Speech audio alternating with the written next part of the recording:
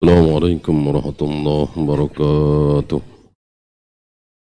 Innal hamdalillah nahmaduhu wa nasta'inuhu wa nastaghfiruh wa na'udzu billahi min shururi anfusina wa min sayyiati a'malina. May yahdihillahu fala mudilla lahu wa may yudlil fala hadiya lahu. Asyhadu an la ilaha illallah wahdahu la syarika lah wa asyhadu anna Muhammadan abduhu wa rasuluhu wa ba'd. Kitab sampai 1331.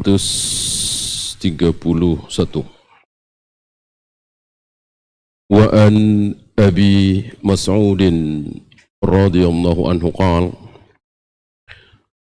جاء رجل إلى النبي صلى الله عليه وسلم بناقة.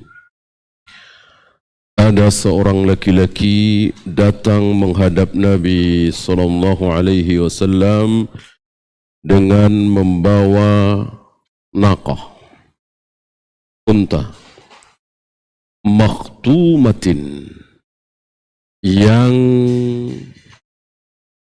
dikendali, yang diikat kepalanya, masuk ke hidungnya.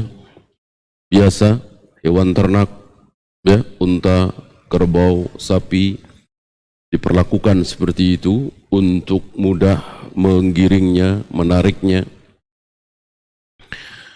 Dan sepertinya hanya binatang ternak yang bisa diperlakukan seperti itu. Nah, binatang ternak betul-betul binatang yang paling bodoh. Adapun selain binatang ternak, sulit diperlakukan seperti itu. Binatang ternak yang paling bodoh dipakai oleh Allah untuk memburukkan orang-orang kafir. Ya. Dengan ucapan Allah, ulaika kal an'am bal hum adall. Orang-orang kafir itu seperti binatang ternak, bodoh, hina, bal hum adall, bahkan lebih buruk lagi, lebih sesat lagi. Faqal, si rajul yang membawa naqah tadi, yang kendali diikat kepalanya, mengatakan, hadihi fi sabilillah, ya Rasul, unta ini aku serahkan untuk fi sabilillah, di jalan Allah. Kendaraan, atau bisa saja disembeli ketika pasukan kekurangan makanan. Faqala Rasulullah sallallahu alaihi wasallam. Mendengar ini Rasulullah sallallahu alaihi wasallam bersabda, laka biha yaumal qiyamati 700 naqatin. Kelak pada hari kiamat engkau akan mendapatkan unta ini berapa? 700. 700. Si rajul ini mengorbankan seekor unta akan dibalas 700 ekor kelak nanti pada hari kiamat. Pertanyaannya, buat apa pada hari kiamat? Ya. Yang dimaksud adalah manfaatnya, pahalanya.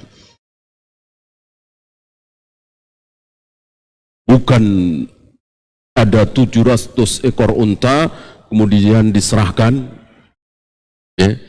Yang dimaksud adalah manfaatnya. Kulluha makhtumatun, yang semuanya makhtumah, terkendali tadi, ya. Ini contoh. Bagaimana kalau kita mengorbankan fi sabilillah untuk jihad 1 juta?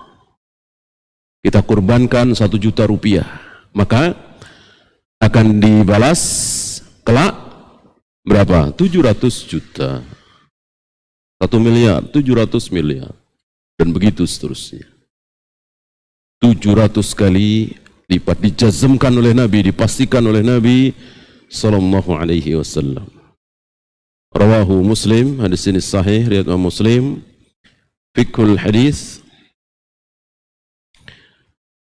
An-nafaqatu fi sabilillah yudha'ifuha Allahu 700 di'fin. Nafkah di jalan Allah, mengorbankan hartanya di jalan Allah, maka Allah akan lipat gandakan menjadi 700 kali lipat. Ditambah dengan lipat ganda yang Allah kehendaki. Terserah Allah mau tambah berapa. Yang kedua, al-jaza'u min jinsil amal. Balasan itu sesuai dengan jenis amal. Ketika seseorang pintar menyembunyikan aib teman-temannya, saudaranya, tetangganya, hanya dia yang tahu. Si fulan ini berzina misalnya, atau pacaran misalnya. Dan berhenti di dia. Tidak kemana-mana.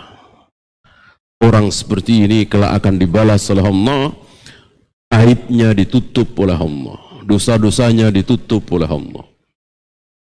Al-jaza' min jinsil amal. Ya. Orang yang mendermakan untanya di jalan Allah akan diberi dengan hal yang serupa. Berapa? 700 kali lipat. Ini kemurahan Allah bagi orang yang berderma di jalan Allah.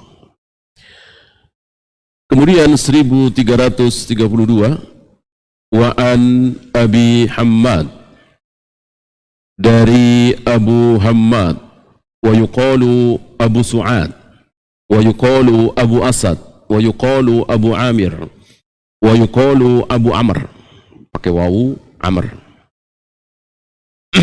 tanpa wawu Umar, ya. Wa yuqalu Abul Aswad, wa yuqalu Abu Abs. Ini ada berapa kunyah? 1, 2, 3, 4, 5, 6, 7. Ya. Padahal berapa orang? Satu orang. Maka satu orang berkunyah lebih dari 1, lebih dari 2, lebih dari 3, tidak masalah. Disinilah kritikan para ulama terhadap Ibnu Hazm yang mendhaifkan hadis haramnya musik dengan beralasan bahwa ada sanad yang ada perawi yang kunyahnya 2, maka didhaifkan oleh beliau. Padahal nggak masalah. Ini lebih dari 2. Ya. Maka sepakat para imam tentang kesalahan Ibnu Hazm yang mendhaifkan hadis haramnya musik. Dan beliau adalah ahli fikih, luar biasa fikih beliau, tetapi bukan ahlul hadis. Dan para ulama ahlul hadis tidak mengambil ucapan beliau ketika beliau berbicara tentang hadis. Maka tegak hujjah ahlus sunnah bahwa musik haram.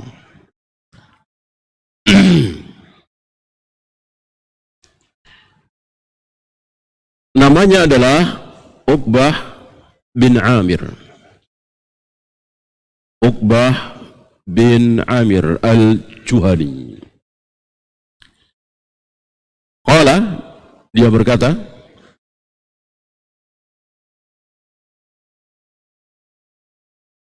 Sami'tu Rasulullah sallallahu alaihi wasallam wa huwa 'alal mimbar. Aku mendengar Rasulullah sallallahu alaihi wasallam bersabda ketika beliau di atas mimbar. Tidak boleh dipastikan sedang berkhutbah Jumat misalnya. Kalau khutbah Id tidak mungkin. Tidak ada riwayat Nabi khutbah Id di masjid, di mimbar. Beliau khutbah Id di al-musalla, tanah lapang. Biasa beliau khutbah Id di situ, salat Id di situ, termasuk salat mayat. Salat mayat, sunnah salat mayat di tempat terbuka, bukan di masjid. Bahkan ada riwayat barang siapa yang salat mayat yang disolatkan di masjid, maka dia tidak mendapatkan apa-apa. Maksudnya tidak ada keutamaan apa-apa. Boleh, sah-sah. Tapi tidak ada keutamaan. Yang ada keutamaan justru di tanah lapang, mayatnya terbujur, terlihat oleh siapapun yang ada di situ. Ini sunnah untuk mengingatkan manusia kaum muslimin terhadap kematian. Disitulah beliau salat mayat, beliau salat Id, mengimami khutbah tanpa apa? Tanpa mimbar. Tanpa mimbar. Siapa yang pertama kali memakai mimbar dicatat oleh para ulama? Marwan bin Hakam. Bahkan sempat ditarik Marwan bin Hakam oleh Abu Sa'id Al-Khudri ketika khutbah dulu baru sholat, mengganti apa yang menjadi sunnah Rasul dan para sahabat, sholat dulu baru khutbah. Marwan bin Hakam membuat satu bid'ah, khutbah dulu, ya. Sempat ditarik oleh Abu Sa'id Al-Khudri, ini ada di Sahih Bukhari, ya, dengan mengatakan ghayyarta, engkau telah merubah, engkau merubah sunnah. Ada jawab oleh Marwan bin Hakam, aku mengkhawatirkan mereka pergi kalau kita sholat dulu.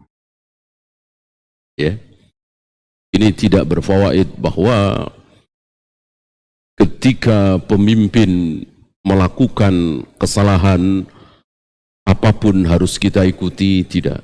Karena tetap Abu Sa'id Al-Khudri berusaha untuk merubahnya, ya, tanpa cacian, tanpa makian.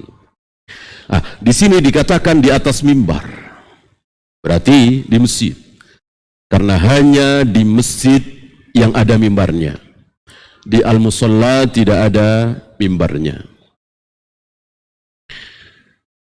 dan tidak bisa dipastikan bahwa ini khutbah Jumat. Karena berapa kali Nabi habis subuh berbicara, beliau berdiri di atas mimbar.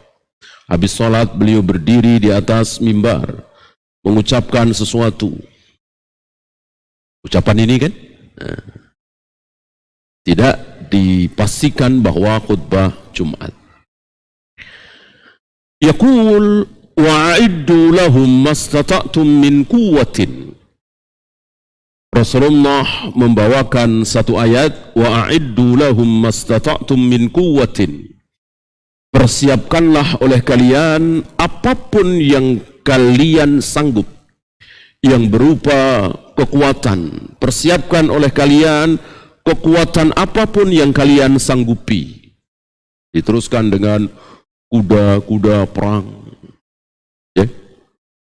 Nah, ayat ini ditafsirkan oleh Nabi alaihi salatu wassalam dengan 3 kalimat.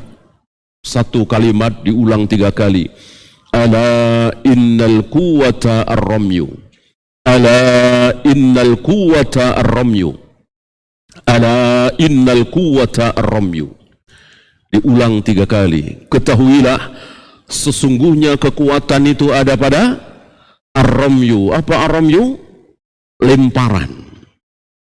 Hari itu lemparan terbaik lemparan terdahsyat, lemparan paling mengerikan, lemparan paling ditakuti musuh adalah apa? Panah. Maka ar-ramyu sering diterjemahkan dengan panah. Karena bisa dari jarak jauh. Sementara dengan tombak tidak mungkin sejauh itu. Apalagi pedang harus dekat.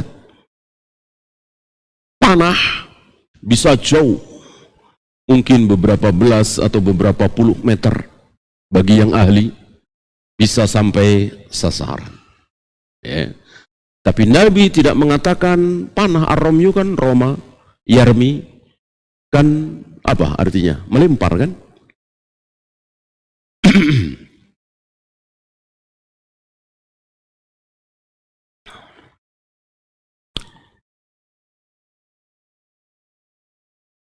Apakah hari ini berubah? Jelas. Apa yang disabdakan oleh Nabi alaihi salatu wassalam, kalau sampai hari ini dimaknai bahwa kekuatan yang sesungguhnya itu adalah panah, tidak tepat. Ya. Kalau diartikan dengan lemparan, iya. Iya. Karena kan peluru itu sama dengan panah, dilempar. Bom itu, rudal itu sama, dilempar. Semakin dahsyat, semakin kuat. Ya.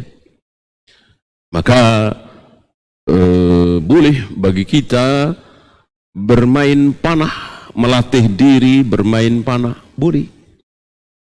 Tapi mengatakan bahwa ini kekuatan yang dimaksud oleh Nabi, tidak. Ya, kini bukan masalah ibadah mata. Ini masalah dunia, tentu berkembang. Sebagaimana perkembangan yang kita lihat, panah akan dikalahkan oleh peluru, oleh bom, oleh rudal, dan seterusnya. Apakah ini perlu dipelajari oleh kaum muslimin? Tentu perlu. Karena kaum muslimin berperang sesuai dengan kekuatan musuh. Kenapa Rasul pakai pedang, pakai tombak, pakai panah? Karena musuh juga pakai seperti itu. Ya.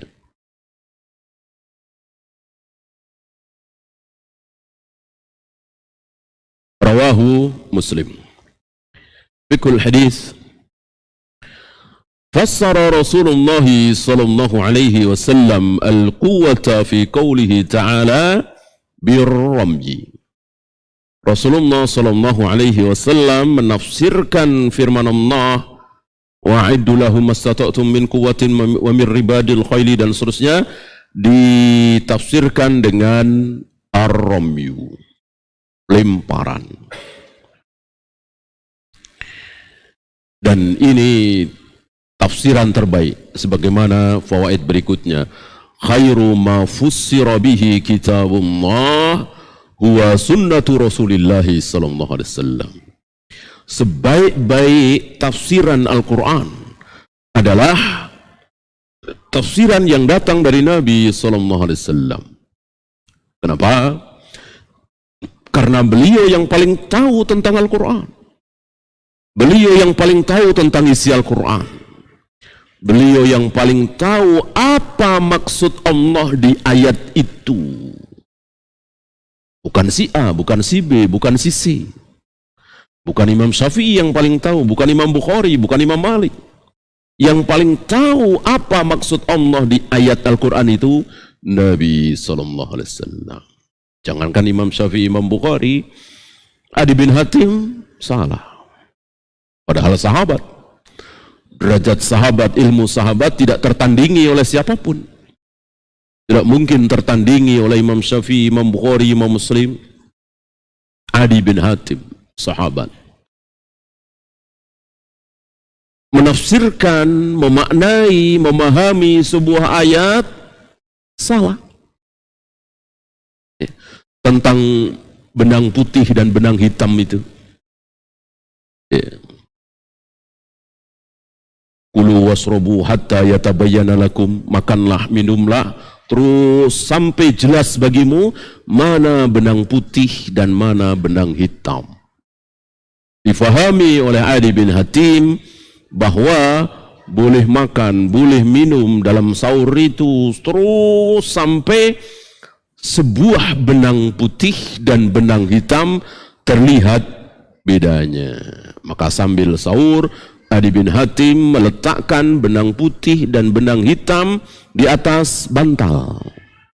Kelihatan apa tidak putih hitamnya? Ya enggak, ini enggak ada lampu ya, enggak ada penerangan. Terus makan minum sambil melihat kedua benang itu. Gelap sekali lagi, benak gelap ya.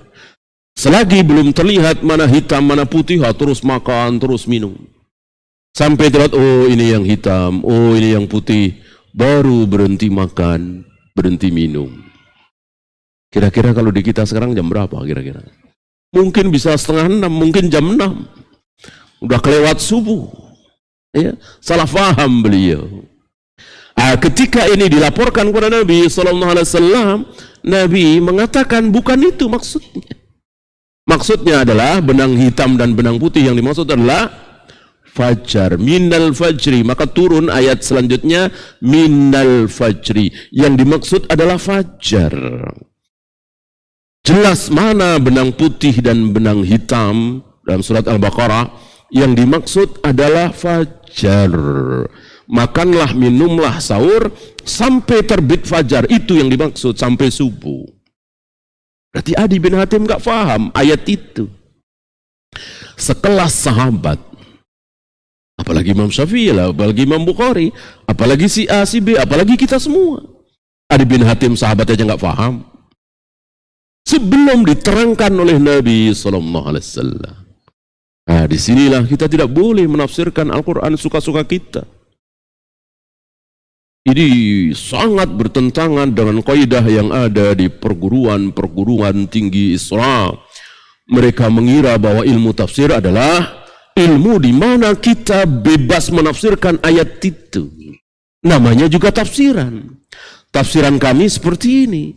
Tafsiran menurut tafsiran orang Mesir lain lagi. Tafsiran orang Saudi lain lagi. Tafsiran orang Malaysia lain lagi.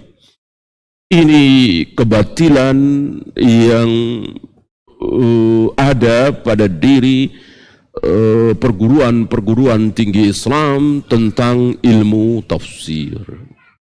Padahal ilmu tafsir tidak berkembang karena sudah diketahui oleh Nabi, sudah diketahui oleh para sahabat, sudah selesai.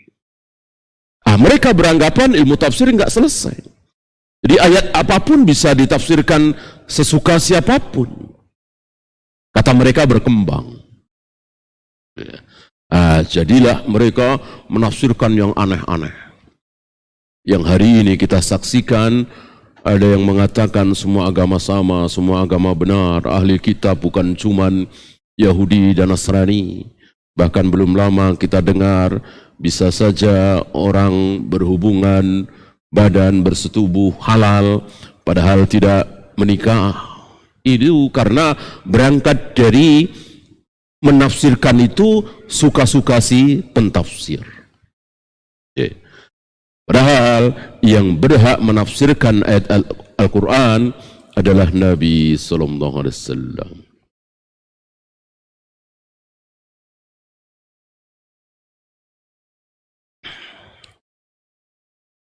Kemudian 1333. Wa anhu, dan darinya Abu Mas'ud, Abu Hamad ya. Sami'tu Rasulullah sallallahu alaihi wasallam yaqul. Aku mendengar Rasulullah sallallahu alaihi wasallam bersabda, satuftahu alaikum ardun, akan ditaklukkan oleh kalian. Allah akan membuka, menaklukkan ardun. Arduna, jamak dari ardun, ardin. Arduna ada nun di sini. Berarti banyak negeri-negeri kafir akan Allah taklukkan untuk kalian. Kalimat ini menunjukkan Allah yang menaklukkan negeri-negeri itu. Kalimat ini tidak berbunyi sataftahuna ardun. Kalian akan menaklukkan, bukan. Tapi akan ditaklukkan negeri-negeri itu alaikum, untuk kalian. Jadi harus diyakini bahwa Allah lah yang menaklukkan negeri-negeri itu untuk kalian kaum muslimin. Asbabnya kalian jihad, kalian berperang, kalian keluar dari rumah bawa panah, bawa pedang, itu asbab saja. Intinya Allah memang bermaksud menaklukkan negeri-negeri itu. Dan kita saksikan, disaksikan oleh Abu Bakar sepeninggal Nabi, disaksikan oleh Umar, makin luas lagi, disaksikan oleh Utsman, makin luas lagi. Bahkan untuk Utsman ada sabda Nabi secara khusus, pasukan kapal pertama kali. Jadi keliru kalau mengatakan bahwa pasukan kapal laut pertama kali di zaman Muawiyah, keliru. Di zaman Utsman. Tapi yang memimpin adalah Muawiyah. Yang memimpin pasukan itu adalah Muawiyah. Dan Nabi menggambarkan seperti gunung, ya. Kapal kan besar. Ada seorang wanita yang mendengar sabda Nabi ini mengatakan, mohon doakan ya Rasul, semoga aku termasuk di dalam pasukan itu. Nabi menjawab, iya. Dan betul, wanita ini menjadi tua ketika pasukan laut pertama kali Islam, dan wanita ini masuk, ikut dalam pasukan. Banyak beberapa wanita yang ikut dalam jihad, bahkan Ummu Salamah, Ummu Sulaim, Aisyah, disaksikan oleh Anas bin Malik, ikut berlari ke sana kemari dalam perang Uhud. Ya, berarti para wanita ikut berperang, tapi tentu bukan di garis depan. Karena banyak yang bisa dilakukan oleh para wanita untuk pasukan, mengobati misalnya, menyiapkan makanan misalnya. Termasuk wanita ini.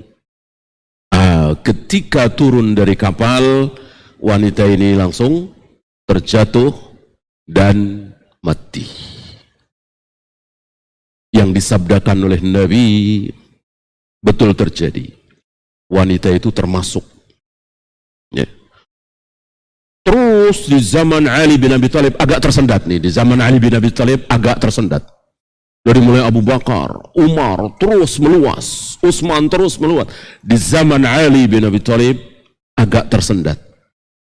Tidak begitu banyak menguasai negeri-negeri kafir karena beliau lebih fokus ke dalam negeri. Tidak memerangi orang-orang kafir, tidak mendatangi negeri-negeri kafir, tapi memerangi kaum muslimin sendiri yang menyimpang. Siapa mereka? Khawarij, aliran sesat pertama. Dan para imam sepakat membenarkan keputusan Ali bin Abi Thalib. Kenapa? Karena Ra'sul Mal, kaum muslimin ini Ra'sul Mal istilahnya modal. Modal. Jangan nyari untung keluar kalau modal saja digerogoti. Pertahankan dulu ini modal. Kan kaum muslimin sedang digerogoti oleh Khawarij ini. Karena mereka menyimpang, tidak mau taat kepada pemimpin, mengkafirkan sesama muslim yang berbuat dosa besar, bahkan sampai kesesatan yang sangat memalukan. Seorang wanita yang bersih dari haid, selain mengqadha puasa juga mengqadha salat. Ini kesesatan, kekeliruan yang memalukan sekali, yang tidak ada pada diri orang-orang yang tidak belajar agama, tahu, tidak terkena syubhat ini. Nah, Khawarij inilah yang menyita perhatian Ali bin Abi Thalib, sehingga Ali bin Abi Thalib menahan diri tidak menyerang negeri-negeri kafir.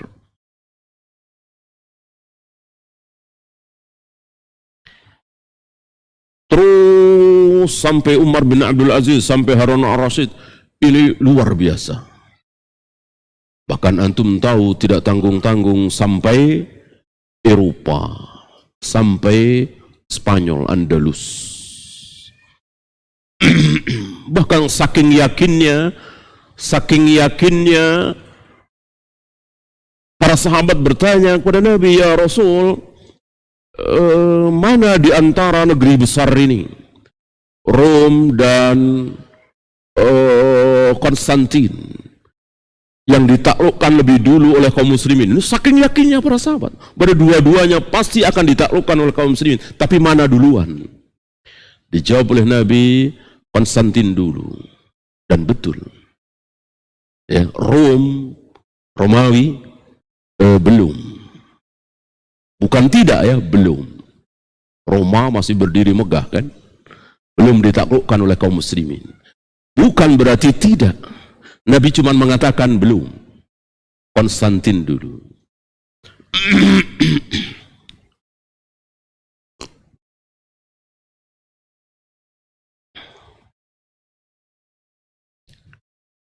Wa yakfikumullah, Allah mencukupi kalian. Dan betul, hampir-hampir tidak didapati kaum muslimin yang miskin, kaum muslimin yang kekurangan, kaum muslimin yang terlunta-lunta, tidak ada. Jadi luar biasa kaum muslimin hidup sejahtera, makmur. Ya. Fala ya'jiz ahadukum ayyalhuwa bi ashumihi. Maka janganlah seseorang dari kalian merasa lemah untuk bermain, berlatih dengan panah. Karena memang ini kekuatan yang luar biasa hari itu. Maka ajari, bahkan secara khusus ya, mungkin tidak dibawakan oleh beliau di bab ini ya, tentang memanah dan berenang. Tentang memanah dan berenang. Ajarkan kepada anak-anak kalian. Ya. Beliau ingin kaum muslimin mempunyai keahlian. Yang keahlian ini bisa dipakai untuk berjihad. Apa yang beliau sebutkan sekali lagi contoh. Maka ketika hari ini kaum muslimin sibuk dengan renang, memanah, renang, lalu tidak belajar memakai senjata misalnya, bom misalnya, peluru misalnya, tentu keliru. Tentu keliru. Walillahil hamd. Negeri-negeri muslim, pemimpin-pemimpin muslim insya Allah faham dalam hal ini. Maka para pasukan Islam tentu dilatih dengan senjata-senjata yang mutakhir yang hari ini, ya, tidak menyibukkan diri dengan hanya panah. Ya. Adapun berenang bela diri ya tentu ini sebagai tambahan.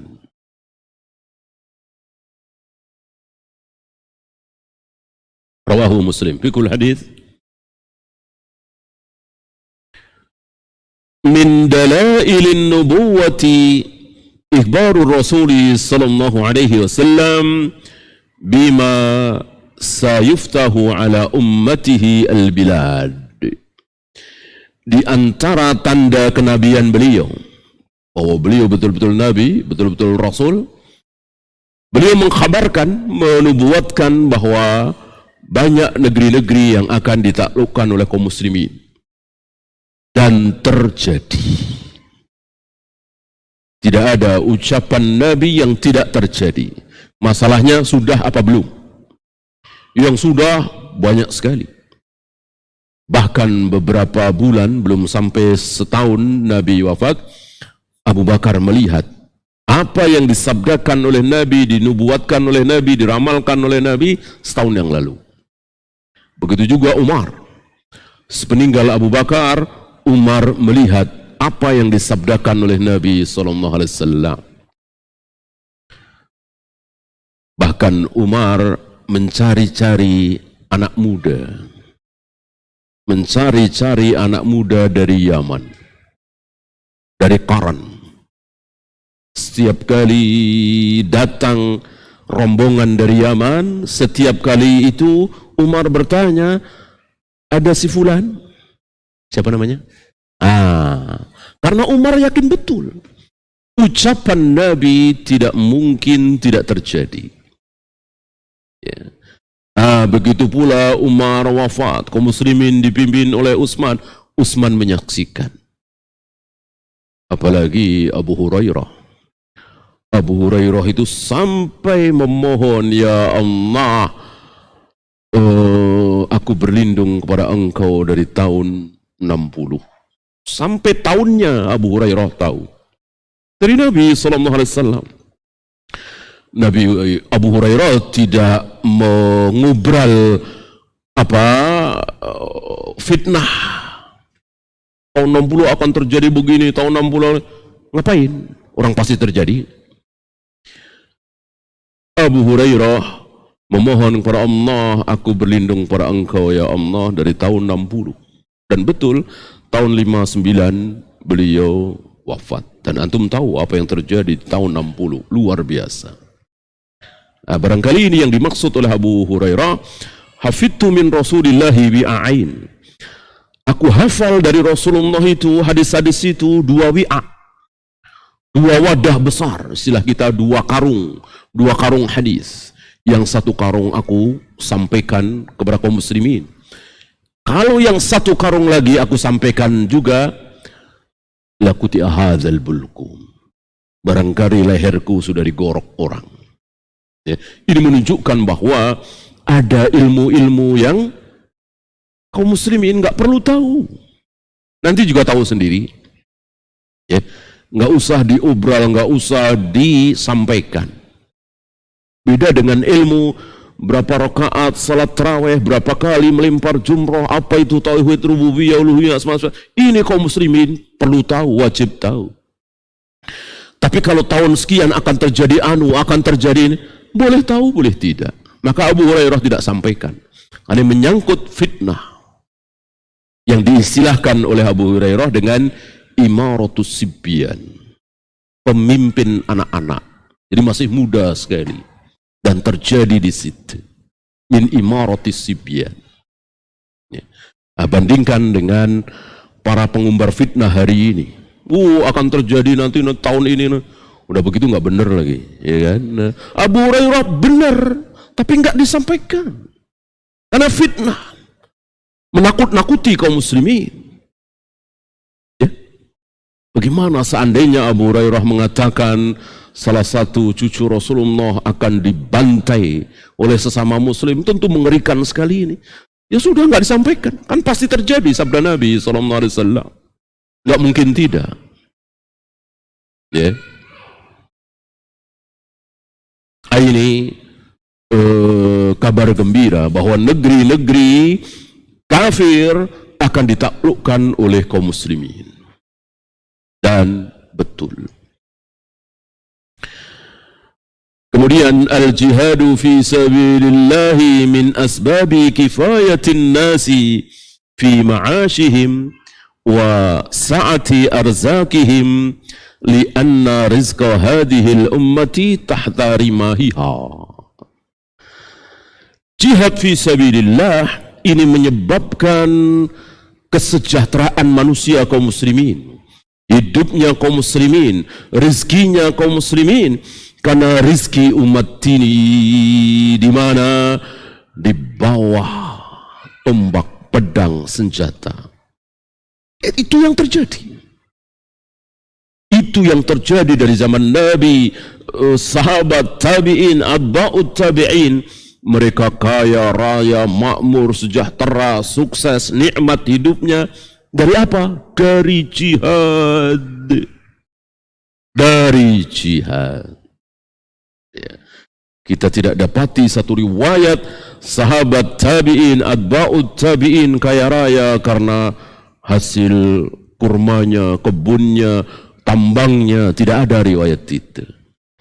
kekayaan para sahabat, para tabi'in itu dari jihad. Tepat ucapan beliau, dan ini berdasarkan hadis kan, bahwa rizkinya umat ini di bawah kilatan senjata. Wa laisa fi takhallufiha wa tasakuliha ilal ard.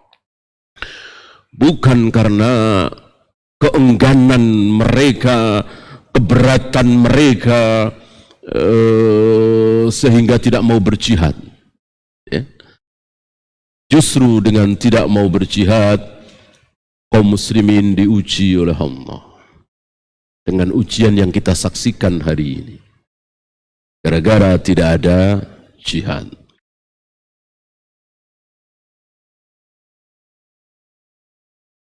Dan dalam hal ini wajib kita yakini,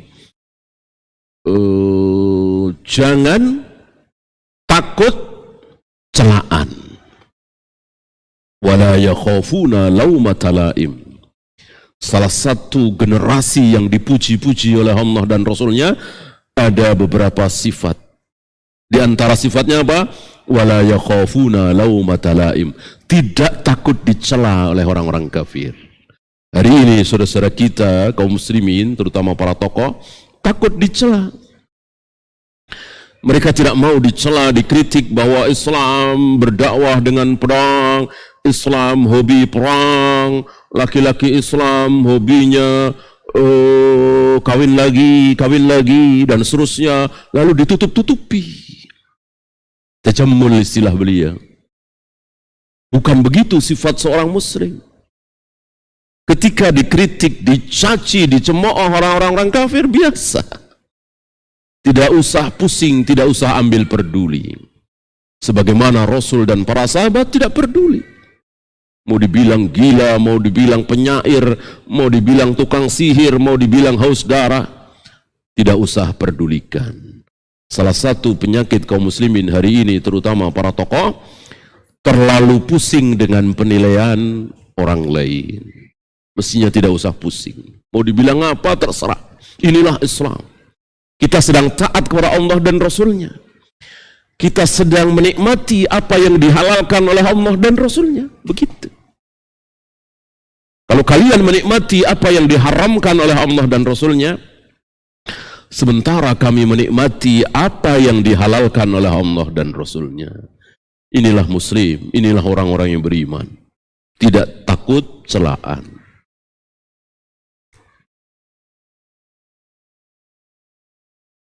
Masuk? Ya, kita salat dulu. Sallallahu ala Muhammadin sallallahu alaihi wasallam wa akhiru da'wana alhamdulillahi rabbil alamin. Alhamdulillah, salatu wassalamu ala Rasulillah, la haula wa la quwwata illa billah wa ba'd. Ada dua fawaid lagi. Al-muslimuna ba'dal intisari 'alal a'da'i wa fathil biladi. Kaum muslimin setelah berhasil menaklukkan musuh-musuhnya, berhasil membuka negeri-negeri kafir menjadi negeri di bawah kekuasaan kaum muslimin, la yulkuna silaha ikhladan ilal ard. Jangan mengubur senjata. Jangan senjata itu dipensiunkan. Karena sudah menang, negeri-negeri sudah ditaklukkan, lalu tidak berlatih lagi, senjata disimpan di gudang, dibenamkan. Jangan. Bal yubkuna musta'iddina hadhirin. Tetap bersiaga. Tetap berjaga-jaga. Li'annahu min ma'manihi yu'tal hadar. Karena keamanan itu dengan kehati-hatian. Ketika punya senjata, ketika punya pasukan yang kuat, itulah aman. Jangan musuh datang, dijajah, tidak bisa berbuat apa-apa. Itu yang dialami oleh kaum muslimin di negeri kita ini, tidak tanggung-tanggung 350 tahun. Seandainya sunnah ini dijalankan oleh kaum muslimin di negeri kita ini, penjajah datang, Belanda datang, tentu bisa melawan. Hari itu sulit melawan karena sunnah Nabi ini tidak dijalankan oleh negeri-negeri Islam. Lemahnya negeri-negeri Islam. Jangankan mau mendatangi negeri-negeri kafir untuk menguasai, untuk menjajah, untuk melawan orang-orang kafir yang menjajah negeri muslim, tidak sanggup. Akhirnya terjajah. Dan ini berawal dari kemaksiatan kaum muslimin. Tersebarnya syirik, tersebarnya bid'ah, maksiat, syubhat, syahwat, fitnah, syubhat, fitnah, syahwat merajalela di kaum muslimin. Maka Allah biarkan musuh-musuh Islam menguasai kaum muslimin. Itu yang terjadi. Maka tidak ada jalan menuju kejayaan umat kecuali dengan meninggalkan maksiat. Meninggalkan maksiat. Maksiat terbesar apa? Syirik. Meninggalkan syirik. Selagi syirik masih di mana-mana, selagi kuburan keramat ramai dikunjungi oleh kaum muslimin, selagi jimat-jimat dibeli oleh kaum muslimin, dukun-dukun ramai didatangi oleh kaum muslimin, jangan harap Allah akan menolong. Setelah syirik apa? Bid'ah. Bukan zina, khomer dulu, nanti itu yang ketiga. Setelah syirik, bid'ah. Setelah bid'ah baru zina, khomer, judi, riba dan seterusnya. Ya. Nah, ketika ini dijauhi oleh kaum muslimin, insyaallah Allah akan tolong.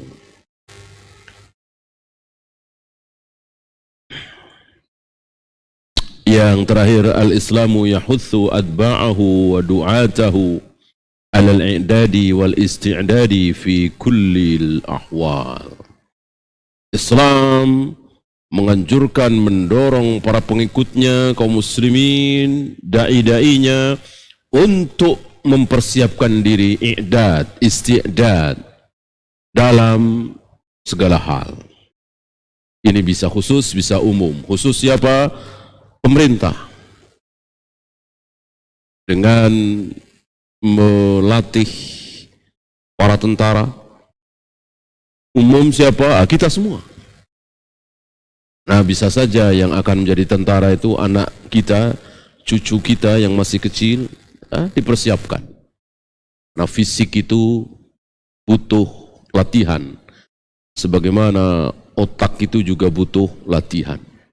Ketika dilatih, insya Allah. Ya. Allahu a'lam. Ada pertanyaan?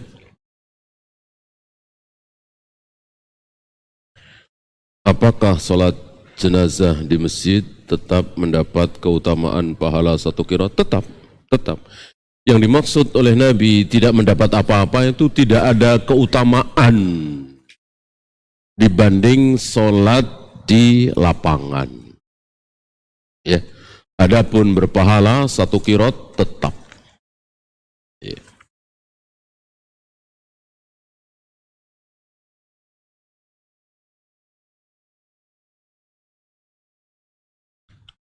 Menceritakan kepada orang tua bahwa ada temannya yang tertangkap polisi gara-gara narkoba. Apakah ini termasuk mengumbar aib? Ya, jangan disebut nama. Tidak ada urusannya, tidak ada manfaatnya bagi orang tua kita mengetahui siapa anak itu. Ya, kecuali ada urusannya. Artinya untuk peringatan orang tua ke anak, jangan dekat-dekat si Anu. Si Anu begini. Boleh. Ada manfaat di situ. Kalau tidak ada manfaat, jangan disebut nama. Apa yang terjadi pada tahun ke-60 pada penjelasan tadi setelah Abu Hurairah wafat? Banyak fitnah, wabil khusus tadi apa yang terjadi di Karbala, kemudian pemerintahan yang zalim, kemudian banyak muncul bid'ah di tahun 60 itu. Dan Allah kabulkan doa Abu Hurairah tahun 59, Allah wafatkan beliau. Bagaimana sikap kita ketika salat bersama imam yang zikirnya berjamaah? Apa kita zikir sendiri atau mengikuti mereka? Sendiri. Bid'ah tidak boleh diikuti. Apalagi ini salat sudah selesai. Ketika salat belum selesai saja, ketika imam berbuat bid'ah, baca usolli misalnya, sedekap di bawah pusar misalnya, atau tidak sedekap, kunut subuh misalnya, atau kunut yang lain yang bid'ah, bukan kunut nazilah, bukan kunut witir, kita ikuti jangan? Nah, jangan. Jangan. Ju'ilal imam liyutamma bihi, imam harus diikuti itu kalau benar. Kalau salah tentu tidak boleh kita ikuti. Kalau benar harus kita ikuti, walaupun gerakannya tidak sesuai dengan gerakan kita. Artinya begini, imam tawaruk karena sudah atayat akhir, salat duhur misalnya. Nah, kita baru dapat 1 atau 2 rakaat masbuk. Ketika imam tawaruk, atayat akhir tadi, kita ikut tawaruk apa jangan? Ikut tawaruk. Walaupun mestinya kita belum tawaruk, kan baru 1 rakaat. Begitu juga ketika imam duduk istirahat, kita harus duduk istirahat. Ketika imam tidak duduk istirahat, haram bagi kita duduk istirahat. Karena duduk istirahat boleh dilakukan, boleh juga tidak dilakukan.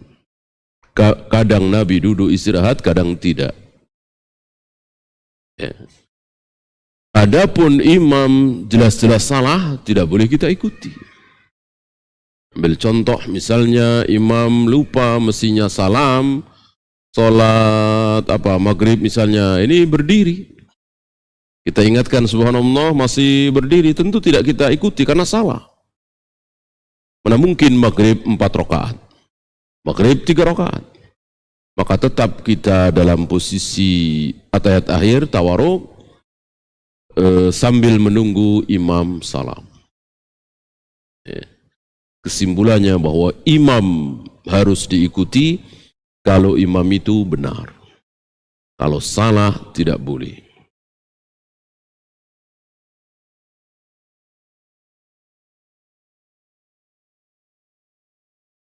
Nah, langsung if'al ma fa'alal imam, kata Nabi. Jika engkau masbuk, terlambat, maka segera lakukan apa yang sedang dilakukan oleh imam. Tentu diawali dengan takbiratul ihram. Ya. Kalau sedekap dulu, tentu akan disebut oleh Nabi. Jika engkau masbuk, maka takbiratul ihram, kemudian sedekap. Habis itu lakukan apa yang dilakukan oleh imam, sujud misalnya, tahiyat misalnya. Nah, tidak.